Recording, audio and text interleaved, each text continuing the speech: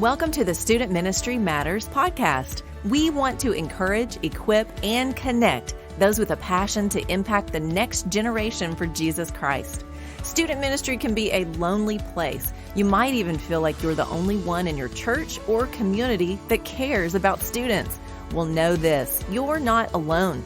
People all across the country are engaging Gen Z and care deeply about the spiritual direction of these young men and women. Whether you're full-time, part-time, bivocational, or volunteer, if you have a heart for students, this is the place for you.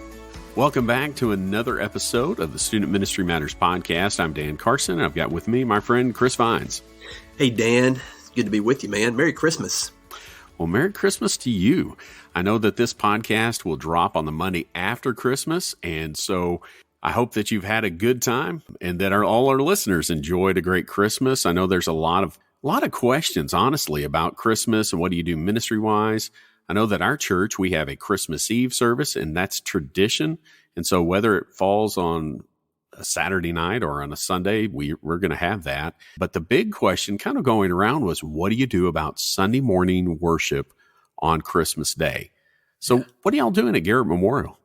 Man, we're having church. I mean, we're dismissing Sunday school, but we're having church at our normal time and having our normal worship service. It is funny though, Dan. I mean, I don't want to make light of any of our listeners out there whose church has decided to do something different. But I read something the other day. I don't know if it was on Twitter or where I read it, but a pastor simply kind of just put out a little message where he said, Christians say Jesus is the reason for the season. And then Christians say, we're not having church on Sunday. And then it just said at the bottom, you guys are wild, and I was like, he's got a point. So I'm not making light of any other church's, individual decision here. But as for us in Hope, Arkansas, we're going to be having our worship service. And it's not a point of legalism. I really don't think it is. I think that most of us that are having our services on Christmas morning, it's just important to us. And for those, there's a logic and a reason why they are choosing not to. I feel like the better choice is to have a service. Now, ours is going to look different. And I think many may follow a similar pattern. We're only having one service. There's no Sunday school. And so we're just meeting at 10 o'clock. And it's kind of a holiday weekend, if you want to call it that. We're doing something similar on January 1st. And so for January 1st, we're only having one service, 10 o'clock in the morning. We know that people will have enjoyed parties together the evening before. There may be other things going on that day. Some people get together and celebrate as families on January 1st. But for us, that's what we're doing. So how about you guys? What does January 1st or a celebration of the New Year look like in Hope? Yeah, so we don't normally do any kind of New Year's Eve service or like a countdown. We just let everybody individually do their own, watch the ball drop kind of stuff. And on Sunday, the 1st, again, we are dismissing Sunday school, but we'll have our worship service at the same time. And as I was sitting here thinking, Dan, we're recording this before Christmas. It's going to be dropped in between, Christmas Sunday and New Year's Sunday. So all you guys listening, that's why we're kind of talking the way that we are. But Dan, you guys may have another decision to make because you're in North Arkansas, and this winter storm Elliott is coming in strong. It looks like it is. So, that may affect you guys in a different way on Christmas Sunday. Yeah, it's supposed to snow on Thursday, I think, but it's not supposed to get back above freezing until Sunday. And so we may be frozen up here. I mean, it may be a giant popsicle here in Northwest Arkansas. Yeah. But so New Year's Day, man, what about you guys? I mean, do you guys do anything for New Year's Eve? We don't. And personally, my wife, she just doesn't like New Year's Eve. In her mind, she's worried about drivers out there on the road. So I totally get that. And for years, that's been our practice. Her favorite thing is to just stay at home, go to bed at about 9 o'clock, and she's done. So, But there was a day, and not as many churches do this now, but there was a day when the watch service was a big deal. Yep. And so churches would get together like at 6 or 8 o'clock, somewhere in that range. And then they would spend the next several hours together singing, praying together, and then so they could be together. And then by 12:15, they had left the church. So yeah. Hey, from a youth ministry perspective, I will say this: the dreaded, and I would just use it as a curse word, right? Lock-in. That's the word. That is the word. That if that makes sense anywhere, it makes sense to me on December 31st. It does. So for whatever that's worth to anybody listening, if you're one of those crazy people that just loves lock-ins, I would just simply ask, why not do it on a night where people are already staying up? So there you go. Now the problem with this year, well, it goes into Sunday, so you sleep at the church and wake up at the church. It's even better. Well, it is the new year. As this drops, it'll be the Monday before the new year starts, 2023. It's amazing and kind of crazy that we're already at this point. But one of the things that we like to do is we like to provide resources as much as we can. So that's what our conversation is going to center around today as we continue that conversation about student ministry. But before we get to that, I want to thank our podcast partner, Central Baptist College of Conway, Arkansas. Central Baptist College is challenging, engaging, inspiring. It's a place where you can get a great biblical degree, but you can also get degrees in education, music, biology, and the list goes on. They have several degrees. I'd encourage you to check it out at cbc.edu. And if you have a student who is in that sophomore, junior, senior age range, have them do the same thing. cbc.edu. And if you have any questions, you can even email us at info@studentministrymatters.com. I'd love to tell you about Central Baptist College. But otherwise, check out their website and get in touch with their crew. They'll be more than happy to share with you. Chris, we want to talk about some resources, some things that will be beneficial to our congregations, kind of from this youth ministry perspective, but also maybe from the family ministry, some things that we can encourage that our churches can do.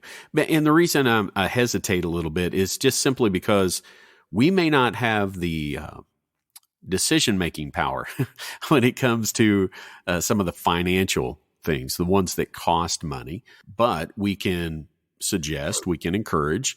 And for some of you who have a student ministry budget, you can actually make those decisions just yourself and just move forward with it. So as we talk about resources, why is this an important conversation for us to have? Well, I think it's important for us as pastors to be thinking about what are tangible and even intangible items and resources that we can be giving to our people. What can we be making available to them? One thing that I have to remind myself about is, I'm blessed to be able to do ministry for a living, right? Yeah. In other words, I get to come to an office on a regular basis, and I get to sit and I get to think. And when I'm not inside the classroom teaching, I'm thinking about ministry stuff. And I have to remind myself that most of our parents, most of our people who are in our church, it's not to say that they're not ministry minded, but during the Monday through Friday, they're working their jobs. Their minds are on other things. And when they come home or whenever they're on their break, they're probably not looking for, what's a great ministry resource for me and my family. Right. And so I think that's something that we as pastors get to lead in and be able to feed, so to speak, our people in more ways than one. Well, especially for those that are bivocational, and I have such a huge respect for that group, those that are bivocational and volunteer student ministry workers. You may not have the time to think about some of these things. You're having to focus in on your job, and you're having to focus in on your family and then the ministry, and you don't know where to turn and look for things. And so Chris and I are some of those that have that opportunity. We get to think about, investigate, look at some different areas. And so we've come up with a few things that we want to share today, things that should help your ministry and help as you resource your church, your parents, your students. And some things cost some money. Others are absolutely free and stuff that you can do. And so we just want to encourage that today. Well, Chris, as we think about this, as we look into this, where do we start? Yeah, so I always like to start with the Bible. Oh, of course. I think most people do, right? But no, hey, in all seriousness, look, it's the first of the year. a person who is starting to think fresh thoughts and what's going on in the upcoming year, I mean, most people, most Christians within churches are thinking to some degree or another about a Bible reading plan. Yeah. And maybe we've got people in our church who have read through the Bible faithfully year after year. Maybe we have new people in our churches who are new to the Bible and need just some direction on how to get started. Maybe there's those who just have realized, you know what, I want to read more Bible and I need to do it in an organized way. And so one great way that you can resource your people is by providing 1, 2, 3, however many you really want to. I think it's good to kind of limit it down, but Bible reading plans. And so for us this year, we're going to be offering the Navigators Bible reading plan. Okay. It's a good one. It's one that's been tried and tested. And so I'm excited to be able to just hand that over to them, and it's free. So like you can go to that website and download a PDF, and they make it very clear, like this is meant to be shared. And so all I did was just print out like 75 copies of these pieces of paper and fold them in half and make them available to our people. So that's where I would start, is maybe a good Bible reading plan. Yeah, and I think that's a great concept. There are a couple of ways that you can do that. One, if your pastor, and it sounds like your lead pastor is very much about that concept of making sure that the people are in the Word, and any of our leads, any of our bosses, speaking from a staff position, should be behind that. And many of them already have a plan, but if they don't, look at some of those things. The YouVersion free Bible app is a great place to go. They have all sorts of reading plans. You can go chronological. The list is just almost endless of different plans. You can just hang out in the New Testament. I know that there is a 5 by 5 by 5 plan that's, you read 5 days a week, 5 chapters. I don't remember what the last 5 is for, but it'll get you through the New Testament in a year. And that's a great place to be. And your students, I mean, man, if you can get them encouraged in reading, I'm about to start a through the Bible chronological reading plan that is from YouVersion. And so that I'm going to be reading with a few of our men that are in my life group. And we're going to be talking, just meeting every once in a while, talking about what that is. And it's kind of connected to the Bible Recap, which is a podcast. And you can buy a book out there that's got that stuff, but the plan's right there in YouVersion. So a lot of good stuff. Absolutely. I think just another one, if you're out there wondering, okay, what are some good ones? We've mentioned the 5 by 5 by 5 plan. I mean, just Google that, you'll find it. The Navigators Discipleship Bible reading plan. I think the Discipleship Journal Bible reading plan is one that I know I've gone through before and is still one that people regularly go through. In fact, I think John Piper talks about how that's the one he just on repeat goes through. And then there's the McShane Bible reading plan. So, I mean, there's a lot out there. And just to follow all that up before we move to the next resource, I will say we as a church 2 years ago offered a 2-year Bible reading plan with great intentions of trying to move our people over a 2-year period through the Bible.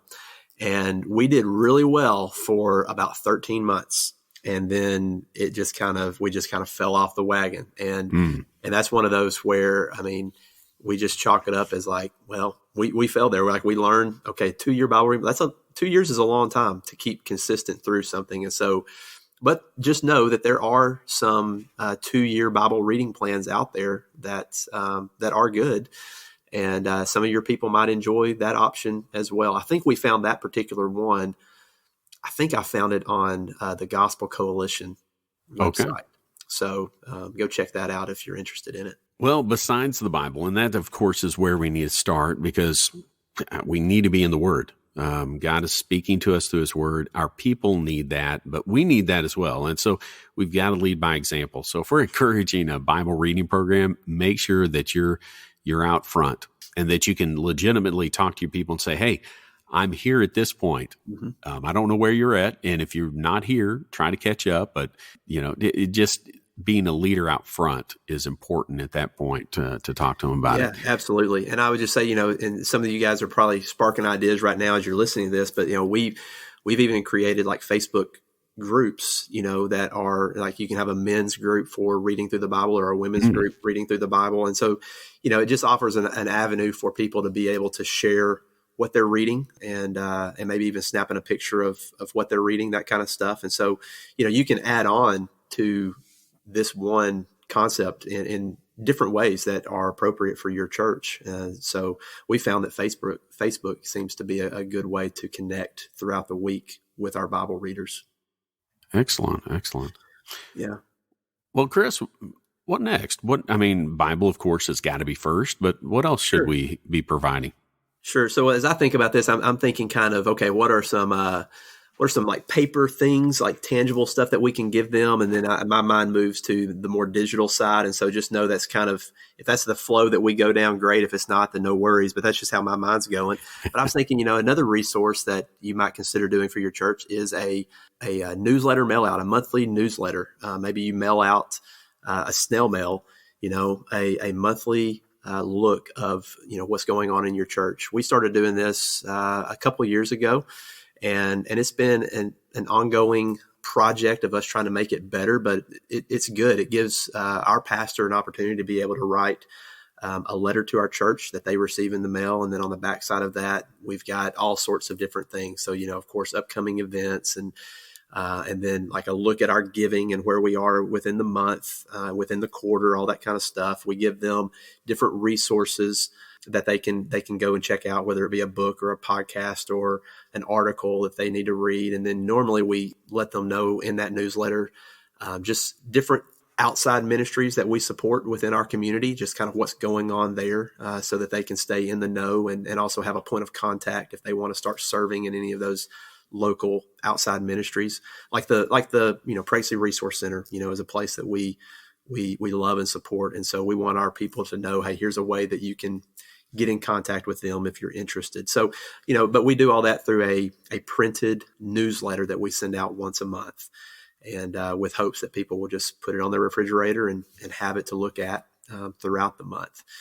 And just a quick follow-up to that, what we are attempting to do in the upcoming year is to basically complement that newsletter with a couple of emails throughout the month. And so we've noticed that on the back, like I said, on the back of that newsletter are certain resources, again, books, podcasts, songs, all that kind of stuff. And so we want to make it a little bit easier for our people to track those things down. And so we thought, well, why don't we just create an email that would be have clickable links to those things. And so we'll start just kind of sending that out, not too much, probably twice a month. We'll send out, some type of email that has a clickable link to some of those resources for our people, just so it makes a little bit easier for them to, get to Amazon and actually buy that book that we are recommending, or to get to that podcast and start listening. So those are just some things that we do in that realm. I've got to ask, because as most churches have actually moved away from a physical snail mail newsletter, you've done just the opposite. Mm-hmm. You are going to supplement it with an email, and that's what we do. We send out an email. So if you're looking for an inexpensive way to do this and to be consistent with it, MailChimp is a great resource. It can be free, up to like 2,000 emails a month or something. And so if you're in a small to mid-sized church, you're not going to hit that. You're just not. And that's a great thing. But if you are, you're sending too many emails. You are sending too many emails. Yes. We send out 2 a week. We send out worship, a preparation email that lets everybody know what we're singing and have the lyrics in case they're at home, as well as the worship guide. And then I send out one each week that gives informational things, as well as some of those links to a Spotify playlist, a video, or sometimes I'll give a little thought. It's a great place for me to say thank you. Like, man, just the way my church has blessed us during Christmas, as they've done before. But what has been the value of having that printed piece? Yeah. So one, we don't overdo it. And so I think there's something to that, where you're sending a personalized envelope, a personalized letter to somebody, and they're physically getting that. And I think there's some value to doing that in a strategic way. In other words, the strategy is to not do it too much. Right. But I think also just in a world, and this is my own personal opinion, and we could probably spend a whole podcast or two on this topic, but in a world that seems to be going all digital, I think there's a real opportunity for us to use some of these analog resources to really reach our people if we do it in a good way. Yeah. And I agree. It is something physical that you mentioned it earlier, that they can put up on their fridge, and they see that physical piece represents a physical place and a physical people. And there's just there's a connection there that we kind of slight too often because we think, well, it's cheaper email, which it would be. I mean, I don't know how many you're sending out, but it costs there's a little bit of cost. $5 to mail something. There's a little bit of cost in this, but again, it's one of those costs that we're willing to, as a church, willing to pay. Again, we're sending 12 of these out a year, and so we're not overdoing it. But I will say in this vein of thought, I'm kind of on a postcard kick right now, and I just think there's some value in sending out that type of stuff as well. And so if you're wanting to maybe start in the snail mail way of things, a postcard is actually cheaper to send if you send it, if it's I think it's a 5x7 size. If you get to a certain size, it's the same price as a normal letter. Right. But the smaller ones are usually around 25 cents cheaper, I think, something like that.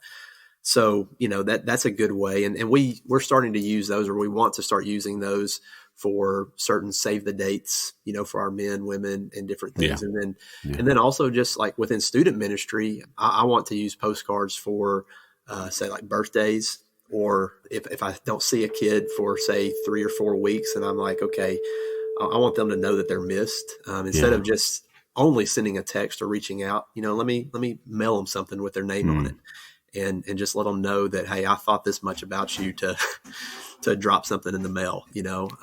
I don't think that's cheesy. I don't think I think that's meaningful. So, and I think we can all relate to when we receive, let's say, like a thank you card in the mail from somebody, for something that we thought was just kind of really low key, but yet they took the time to send a thank you card. So, I think there's some real value to this snail mail business.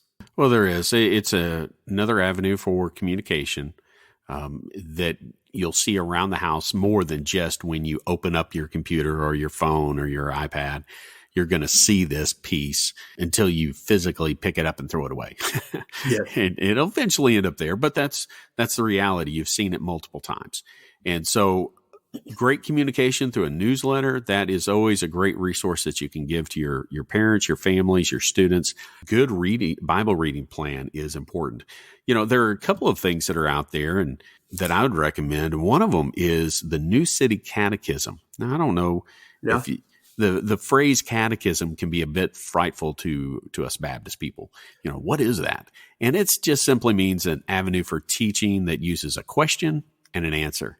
The best part about the New City Catechism is that it's an app that you can download for free. You don't have to buy the book. You don't have to do any of that. And so as a parent, there's two things. One, you can be working through those 52 questions, talking about God, who he is, his relationship with the world, all those type of things. And you can learn in that manner, but you can also turn on the kid mode. And the kid mode is really cool because they got music on there, like cheesy, and they are cheesy. Cheesy little songs but will teach you the answers, the questions and the answers to these things. So if you have a child that's 10 and down, that's the avenue you want to take. If they're older, man, they can learn a little bit more. They're learning biology and physics and algebra. They can handle a little bit longer answer.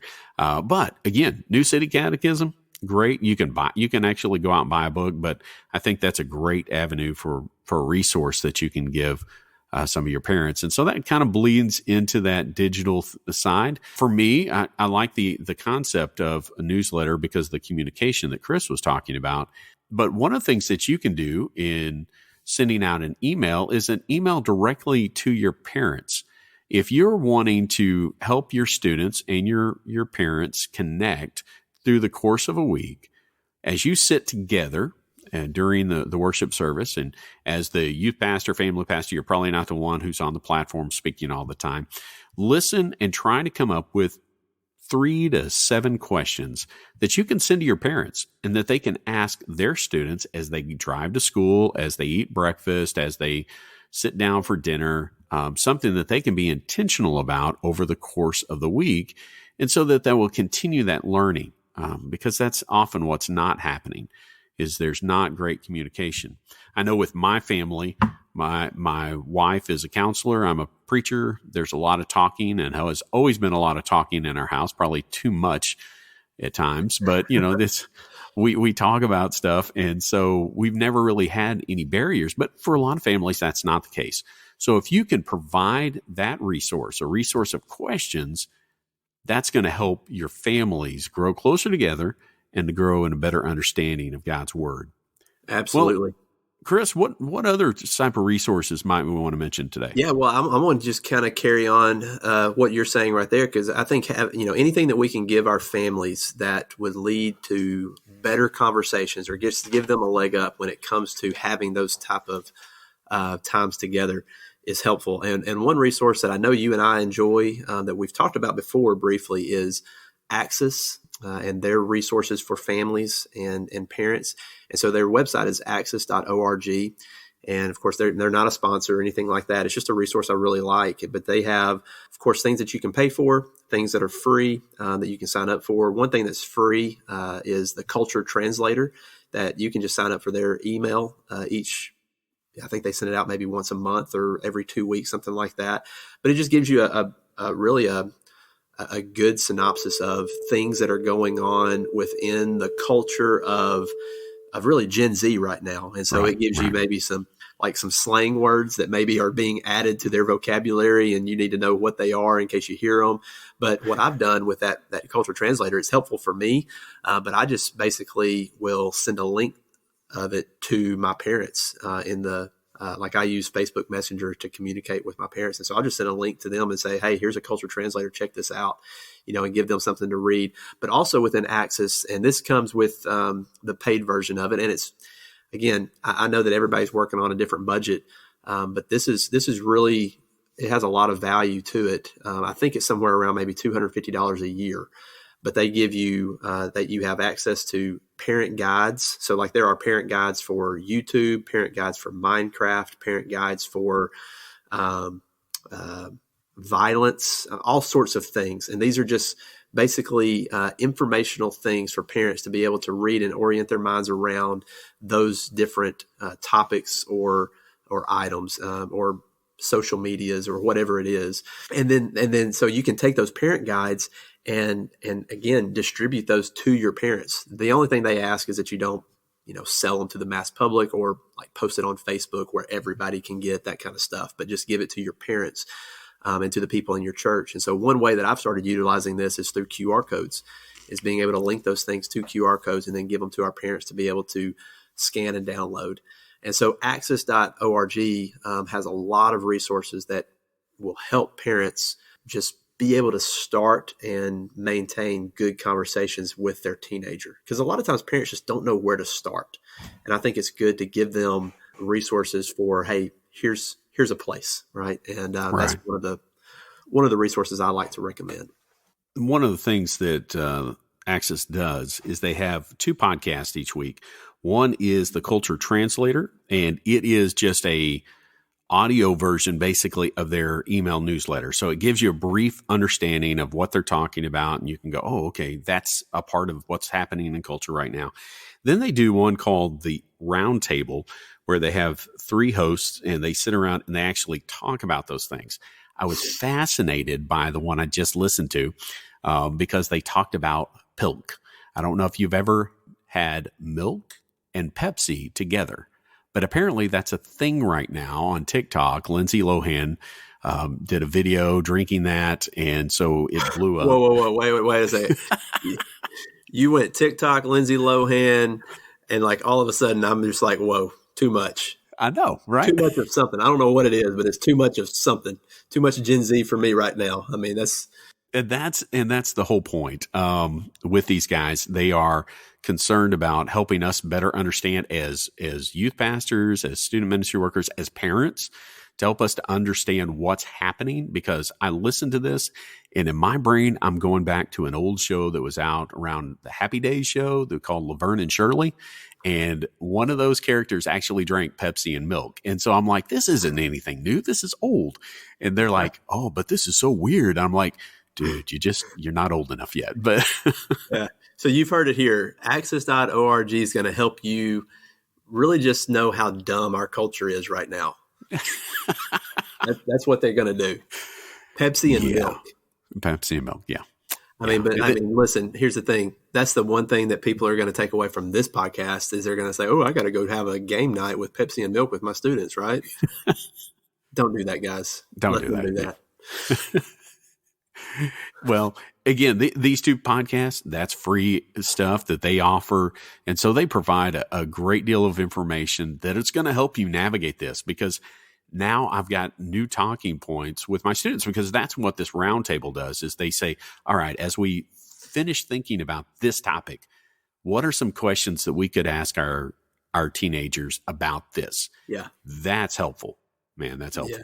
Yeah. Hey, and how cool would it be like if a parent just kind of walked up to their dinner table one night with a gallon of milk and Pepsi and didn't say anything, but to their teenagers just poured them glasses of Pepsi and milk. Like, I just wonder, if kids who are on TikTok would be like, what is going on right now? So, I mean, you can have fun with this kind of stuff, absolutely. But, hey, Dan, you mentioned another resource earlier before we started the podcast. And this, again, we're getting into those things that cost a little bit of money. Yeah. But Right Now Media, that's one that has been around for a little while, has been tried and tested. Yeah. Right Now Media is just a great resource. It's almost like Netflix for your church. I mean, it's they have lots of videos, not as many entertainment videos, but a lot of teaching videos. So if you're trying to go through a book, if you're trying to understand some things, but at the same time, they also have a lot of kid videos. What's in the Bible with not Bob Denver. That's Buck not right. Denver. Buck Denver. There we go. Buck Denver. Yes. And not just that one, but they have several videos. So if you've got a younger audience, your kids, you can work with that. A lot of the stuff that's older is, of course, geared towards that. They're much more teaching videos, but fantastic resource. I know that for us connected with the BMA of America, they have some resources that you can utilize and get through them. They have connected with them. So again, Right Now Media, great place. But again, that one is more expensive. The other one that I found working especially with family ministries is something called drivefaithhome.org. It is a part of Home Point Ministries. And if you're looking to create a resource at your church, we have what's called a Faith at Home Center. Several different brochures up there. So as families come in, they can just go pick up one, said, how do I lead my child to Christ? Dealing with driving teenagers, there are some that are from a grandparent's perspective, dealing with your adult children. So it's a lot of different family issues. And those of us in student ministry, well, whether we like it or not, we're in family ministry because we're working with that whole system, that mom, dad, or lack of dad or lack of mom in that situation. I mean, we're having to navigate those type of things. And this is just a great resource to have. And so, well, Chris, those are a lot of great resources. Anything else we want to add today before we wrap up? Yeah. So, one thing that just pops in my mind, Dan, I'm going to give you three things, two that are really quick and one that has a little bit more thought to it. Okay. But I'll make these quick. One that I jotted down would be just a general kids bulletin for a Sunday morning. So a lot of churches do this already, but maybe you haven't, and maybe you have a lot of kids or you have some kids, and it would just be, you can download these for free off, somewhere and just basically just make a resource for kids on Sunday morning to be able to listen to sermons, draw a picture of what they've heard, all that kind of stuff. So a kids bulletin would be something to consider. And you can pay for these services as well. Our church, that's what we do with the children's bulletin. And I'll try to find the link and put it in our show notes on this. Just great for them to have something, because our children's church, our children's worship time, that basically cuts off at the end of first grade. And so second grade and up are worshiping together with a body. So if I could put something in a child's hand, even a young teenager's head, maybe, and because they're correlated with the text that we're working with. And so that's the reason I enjoy ours. Yeah, absolutely. So that's one. And then, you mentioned earlier about the YouVersion Bible app. Another app to recommend to our people would be Dwell.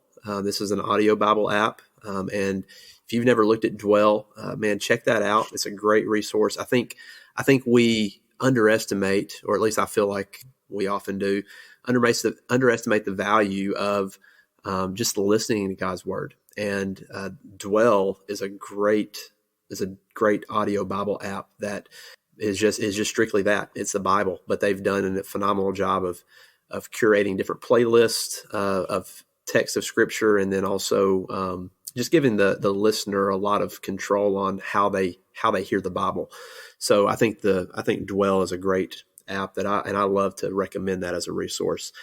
And then just the third one, this one requires a little bit more thought, but I find myself throughout the year having recurring conversations with parents. One of those recurring conversations is my kid ready to be baptized? And so part of my job here at our church is not just student ministry, but kind of oversight of kids ministry and student ministry. So more of a family ministry outlook is what I have. And so I meet with, parents of kids who are 6, 7, 8, and I bet many of you who are listening do the same thing. And I've just noticed that, there's oftentimes a real struggle within a parent's mind. Is my kid ready for baptism?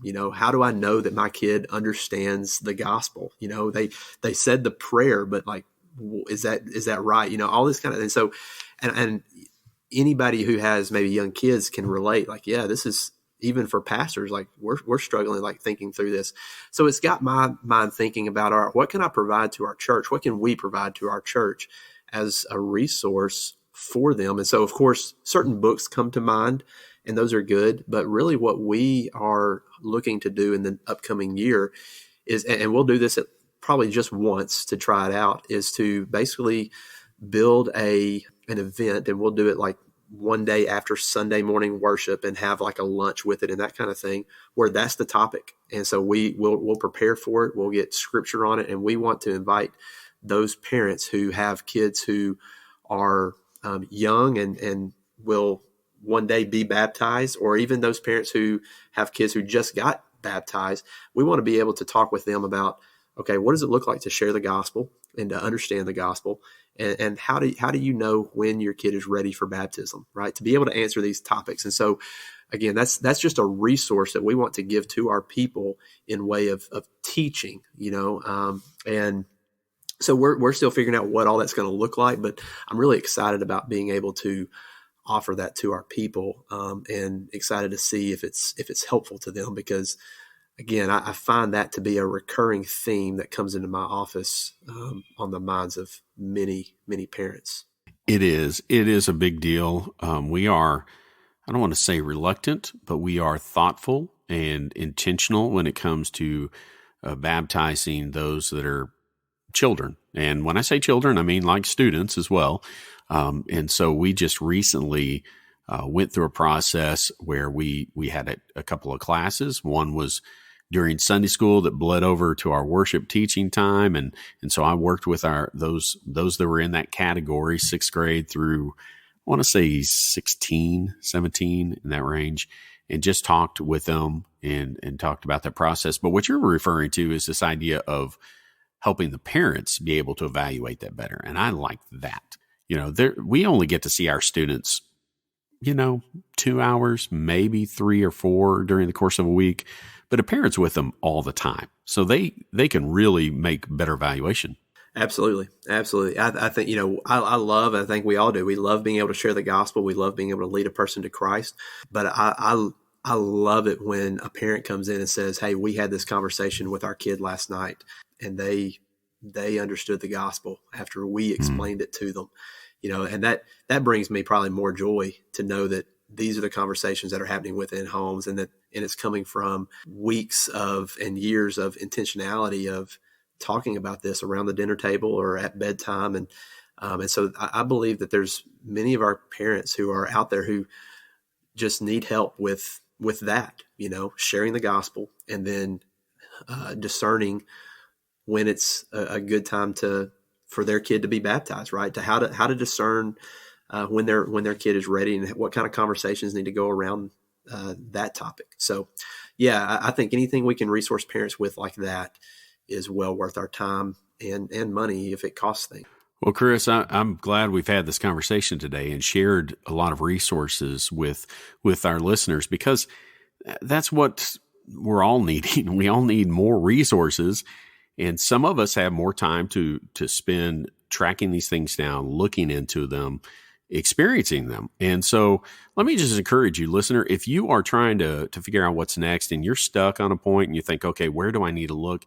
Reach out to us. We'd love to help you. We may not have an answer, but we can look and we can ask people. But for those of you who like to search and research and spend the time, look for things. There's a lot of great stuff out there, but let me always encourage you, check out what they believe. Make sure that's in alignment with your church, with your people, and what you see is God's word saying.